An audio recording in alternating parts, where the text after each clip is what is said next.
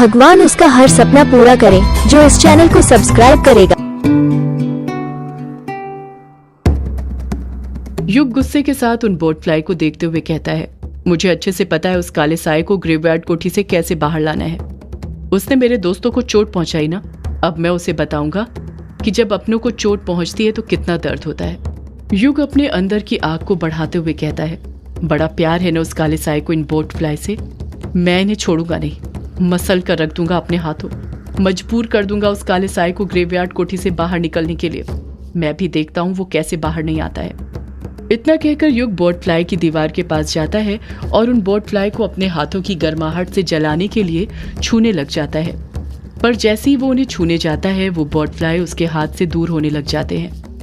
वो उसके हाथ की पकड़ में नहीं आते हैं। युग बार बार उन बोट फ्लाई को पकड़ने की कोशिश कर रहा था पर नहीं पकड़ पा रहा था। वो बोट फ्लाई उसकी मुट्ठी बंद करते ही उसके हाथ की पकड़ से दूर हो जाएगा। भगवान उसका हर सपना पूरा करे जो इस चैनल को सब्सक्राइब करेगा। ये मेरे हाथ क्यों नहीं लग रहे? आखिर ये हो क्या रहा है? युग उन बोट फ्लाई को पकड़ने की कोशिश कर ही रहा था कि तभी वो नोटिस करता है कि उन बोट फ्लाई के उड़ने की स्पीड कहीं ज्यादा थी उसके हाथ उनके पास ले जाने से। वो मन ही मन ठान लेता है कि चाहे कुछ भी हो वो उन बोट फ्लाई को पकड़कर ही दम भरेगा। युग इतने सारे बोट फ्लाई में से किसी एक बोट फ्लाई पर फोकस करने लग जाता है। वो अपनी नजरें उस पर टिका देता है। इस बार जब युग अपना हाथ उस बोट फ्लाई को पकड़ने के लिए आगे बढ़ाता है तो उसके हाथ पर जो बवंडर का निशान बना हुआ था वो उभरने लग जाता है और उभरकर उसी जगह पर गोल गोल घूमने लग जाता है। बवंडर का निशान युग के हाथ की कलाई में ही मूव करने लग गया था। एकदम से युग को अपने आसपास तेज हवा का एहसास होने लग जाता है। उसे एहसास होता है जैसे बवंडर उसके हाथ के नीचे ही है। इस बार युग जैसे ही अपना हाथ एक बोट फ्लाई के पास ले जाता है वो बोट फ्लाई खुद उसके हाथों की तरफ खींचा चलाता है। जैसे ही वो बोट फ्लाई युग के हाथों की गिरफ्त में आता है युग तुरंत अपनी मुट्ठी बंद कर लेता है और अपने अंदर की गुस्से की आग को भड़काने लग जाता है। जब युग अपना हाथ खोलता है तो देखता है कि उसके हाथ में उस बोट फ्लाई के जले हुए अवशेष थे। उसके अंदर की गर्माहट ने उस बोट फ्लाई को जलाकर खाक कर दिया। भगवान उसका हर सपना पूरा करे जो इस चैनल को सब्सक्राइब करेगा। काले बादल गरजने लग जाते हैं। उन बादलों के गरजने के साथ ही एक आदमी की डरावनी चीख सुनाई देती है। युग समझ जाता है कि वो चीख किसकी थी। युग अपने आसपास उस काले साए को ढूंढते हुए कहता है, अब पता चला तुझे जब किसी अपने को चोट पहुंचती है तो कितना दर्द होता है, सीने में कैसी तड़प उठती है। युग बातें करते हुए अपने आसपास उस काले साए को ही ढूंढ रहा था पर वो उसे कहीं नहीं दिख रहा था। युग को इस चीज का पूरी तरह एहसास हो गया था कि उसके पास एक और शक्ति थी, हवा की शक्ति, जिससे वो किसी भी चीज को अपनी तरफ खींच सकता था। उसके हाथों में बवंडर जितनी ताकत थी। युग फिर काले साए को ललकारते हुए कहता है, सामने आ काले साए, मैं आज तुझे छोड़ूंगा नहीं। तेरा खेल हमेशा हमेशा के लिए यहीं पर खत्म कर दूंगा। आज तेरा किस्सा खत्म होने वाला है। इतना कहकर फिर युग अपने आसपास देखता है पर उसे कोई हलचल होती हुई दिखाई नहीं देती है। सब कुछ पहले जैसा ही रहता है, उसे कुछ बदलाव नजर नहीं आता है। युग गुस्से के साथ कहता है, लगता है तू ऐसे सामने नहीं आने वाला, पर मुझे पता है तुझे तेरे बिल से कैसे बाहर निकालना है। बड़ा प्यार है ना तुझे तेरे इन बोट फ्लाई से। आखिर यही तो तेरे साथी हैं, साथी नहीं बच्चे हैं। बहुत सालों से जो पाल रहा था ना इन्हें तू इस ग्रेवयार्ड कोठी में, आज मैं इन्हें तेरे ही सामने यहीं पर जलाकर खाक। भगवान उसका हर सपना पूरा करे जो इस चैनल को सब्सक्राइब करेगा। कहकर युग अपने अंदर गुस्से की आग को और बढ़ाता है और धड़ाधड़ फुर्ती के साथ उन बोट फ्लाई को पकड़ने लग जाता है। जैसे वो बोट फ्लाई युग की पकड़ में आते जा रहे थे जलकर खाक होते जा रहे थे। उनके मरने के साथ ही आसमान में बिजलियां भी तेजी से कड़कती जा रही थी, जैसे वो बिजलियां उस काले साए की चीखें हों। सारे काले बादल ग्रेवयार्ड कोठी के ऊपर ही आकर रुक गए थे। युग के हाथ में एक दो बोट फ्लाई आते तो कभी 4-5 आ जाते। युग इस वक्त उनको पकड़ते जा रहा था और मारते जा रहा था। शैतान को मारने के चक्कर में युग खुद शैतान बन गया था। उसके अंदर एक शैतान नजर आने लग गया था। सदियों पहले मजनू लैला के प्यार में पागल बना था और आज सदियों बाद युग यामिनी के प्यार में शैतान बनते जा रहा था। युग इतने गुस्से में था कि उसे खुद होश नहीं था कि वो क्या कर रहा था। वो बस एक के बाद एक बोट फ्लाई को मारे जा रहा था। युग एक के बाद एक बोट फ्लाई को मार ही रहा था कि तभी वो देखता है कि जिन बोट फ्लाई को उसने मारा था उनके राख से वापस से उनका शरीर अपने आप बनने लग गया था। उनमें फिर से जान आने लग गई थी। और ऐसा सिर्फ एक बोट फ्लाई के साथ नहीं हो रहा था बल्कि उसने जितने भी बोट फ्लाई को मारा था उन सबके साथ यही हो रहा था।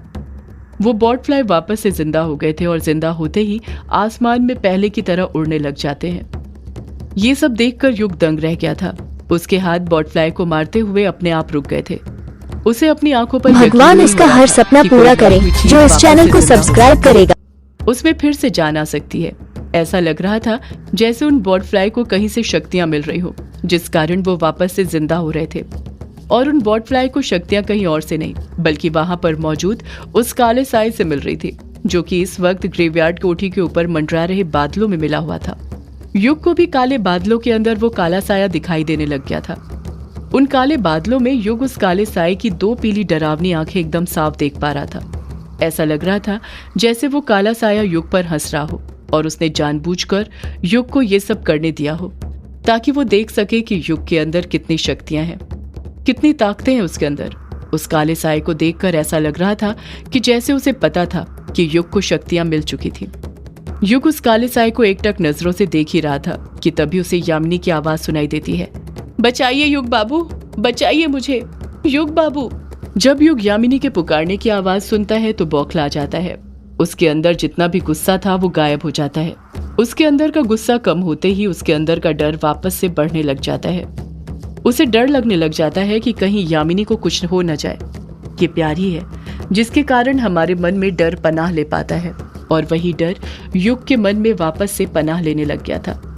युग फिर ग्रेवयार्ड कोठी के ऊपर मंडरा रहे काले बादलों की तरफ देखता है, पर इस बार उसे काला साया वहां पर दिखाई नहीं देता है। युग काले बादलों को बारीकी से देख ही रहा था कि तभी उसे फिर यामिनी के पुकारने की आवाज सुनाई देती है, बचाइए युग बाबू, अपनी यामिनी को बचाइए। युग बाबू मदद कीजिए मेरी, मैं यहाँ हूँ युग बाबू, यहाँ पर आइए। युग जब यामिनी की आवाज को गौर से सुनता है तो नोटिस करता है कि यामिनी की पुकारने की आवाज कहीं और से नहीं बल्कि ग्रेवयार्ड कोठी के अंदर से आ रही थी। युग यामिनी की आवाज को फिर से सुनते हुए खुद से बड़बड़ाता है, ये तो यामिनी की आवाज है। इसका मतलब ये है कि यामिनी ग्रेवयार्ड कोठी के अंदर है, उसकी जान खतरे में है। मैं उसे ऐसे नहीं छोड़ सकता, मुझे उसे बचाना होगा। मैं आ रहा हूँ यामिनी, मैं आ रहा हूँ। इतना कहकर युग बिना कुछ सोचे समझे ग्रेवयार्ड कोठी की तरफ अपने कदम बढ़ाने लग जाता है।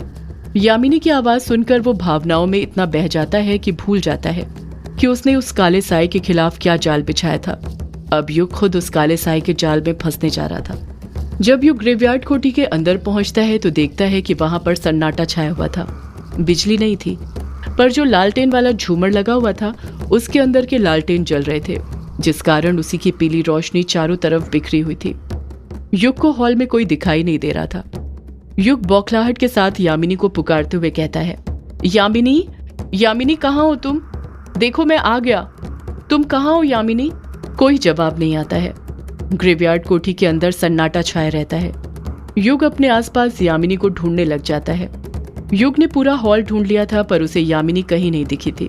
यामिनी को ढूंढने के लिए युग सीढ़ियां चढ़कर ऊपर जाने ही वाला था कि तभी उसे यामिनी की फिर आवाज सुनाई देती है, मुझे बचाइए युग बाबू, मुझे बचाइए, अपनी यामिनी को बचाइए, मैं यहाँ हूँ युग बाबू। ये आवाज कहीं और से नहीं बल्कि युग के पीछे से आई थी। जब युग धीरे से पीछे पलटता है तो देखता है कि अंधेरे में एक कुर्सी रखी हुई थी जिस पर कोई बैठा हुआ था। वहां पर अंधेरा इतना ज्यादा था कि कुछ समझ नहीं आ रहा था कि कुर्सी के ऊपर कौन बैठा हुआ है। झूमर के लालटेन की रोशनी उस हिस्से तक नहीं पहुंच पा रही थी। यामिनी की रोती हुई आवाज फिर सुनाई देती है, मुझे बचाइए युग बाबू, मुझे बचाइए। यामिनी के रोने की आवाज सुनकर युग भी भावुक हो गया था। वो भी धीरे धीरे अपने कदम उस कुर्सी की तरफ बढ़ाने लग जाता है। यामिनी रोते हुए युग को पुकारते हुए बार बार यही बोले जा रही थी, मुझे बचाइए युग बाबू, मुझे बचाइए। युग भावनाओं में बह गया था और बड़ी ही फुर्ती के साथ अपने कदम कुर्सी की तरफ बढ़ा रहा था। जब वो कुर्सी के पास पहुंचता है तो देखता है कि कुर्सी पर कोई दूसरे साइड मुंह करके बैठा हुआ था और वहीं से यामिनी के रोने की आवाज सुनाई दे रही थी। यामिनी की फिर आवाज सुनाई देती है, युग बाबू, युग बाबू आप आ गए, आप आ गए मुझे बचाने, मुझे बचाइए युग बाबू। युग भी नर्म लहजे के साथ भावनाओं में बहते हुए बोल पड़ता है, हाँ यामिनी मैं आ गया, मैं आ गया यामिनी। इतना कहकर युग कुर्सी को छूने लग जाता है। उसके छूते ही जो शख्स कुर्सी पर बैठा हुआ था वो पीछे पलट जाता है। जब युग उस शख्स का चेहरा देखता है तो डर कर तुरंत पीछे हट जाता है। कुर्सी के ऊपर कोई और नहीं बल्कि काला साया बैठा हुआ था जो युग को देखकर जोर जोर से डरावनी आवाज में हंसने लग जाता है। उसकी डरावनी आवाज ग्रेवयार्ड कोठी के अंदर गूंजने लग जाती है। डर के कारण युग उस काले साए से दूर हो गया और सीधे दीवार के पास चला गया था। युग पसीने से लथपथ होने लग गया था। वो काला साया कुर्सी पर से खड़े होते हुए कहता है, मुझे पता था युग तू जरूर आएगा, पर यह नहीं पता था कि तू इतनी जल्दी आ जाएगा। आखिर ग्रेवयार्ड कोठी की याद तुझे यहाँ पर वापस ले ही आई। तू इस ग्रेवयार्ड कोठी को इतनी आसानी से नहीं छोड़ सकता। आसानी से क्या, कभी नहीं छोड़ सकता। तेरा इस ग्रेवयार्ड कोठी से बहुत पुराना संबंध है और संबंध इतनी आसानी से थोड़ी टूट सकते हैं। युग पलटकर कुछ नहीं कहता है, खामोश रहता है। बस एकटक नजर से उस काले साए के काले धुएं से बने शरीर को देखते रहता है। वो काला साया यामिनी की आवाज में रोते हुए कहता है, मुझे बचाओ युग बाबू, मुझे बचाओ, मुझे बचाओ। उस काले साए के मुंह से यामिनी की आवाज सुनकर युग समझ गया था कि उस काले साए ने उसके साथ छलावा किया था। उस काले साए ने यामिनी की आवाज निकाली थी उसको ग्रेवयार्ड कोठी के अंदर बुलाने के लिए। वो युग को कैसे भी करके ग्रेवयार्ड कोठी के अंदर बुलाना चाहता था, जिसमें वो पूरी तरह कामयाब हो गया था। काला साया बातें करते हुए युग के एकदम नजदीक पहुंच गया था। इस वक्त युग और वो काला साया दोनों ही एक दूसरे के आमने सामने थे। पहली बार युग उस काले साए को इतने नजदीक से देख रहा था। काले साए के बदन में से सड़े हुए मांस की बदबू आ रही थी, पर युग पर उस गंध का कुछ असर नहीं पड़ रहा था, जैसे वो उस गंध का आदी हो। काले साए के बदन में युग को बस उस काले साए की दो बड़ी बड़ी पीली आंखें दिखाई दे रही थी। जब युग काले साए की आंखों को अपने इतने नजदीक से देखता है तो उसके अंदर का डर खत्म हो जाता है। उसे याद आने लग जाता है कि उस काले साए ने उसके दोस्तों के साथ क्या क्या किया था। उसी ने यामिनी को वो सब करने के लिए मजबूर किया था। आज यामिनी उसके साथ नहीं थी तो उसकी वजह भी वो काला साया ही था। युग के अंदर का गुस्सा बढ़ने लग जाता है और वो गुस्सा बढ़ने के साथ ही उसके अंदर की शक्ति भी, उसके हाथ की कलाई पर जो आग का निशान बना हुआ था वो वापस से गर्म होने लग गया था और लाल रंग में चमकने लग गया था। काला साया युग की आंखों में देखते हुए कहता है, अच्छा हुआ युग तू खुद यहाँ आ गया, वरना मैं खुद तुझे यहाँ पर बुलाने वाला था। अगर तू नहीं आता तो मेरा काम कौन करता? युग, मुझे तुझसे एक काम है। सदियों से है पुरानी ये है यक्षिणी की कहानी। यक्षिणी एक आग है, यक्षिणी तेरा ख्वाब है।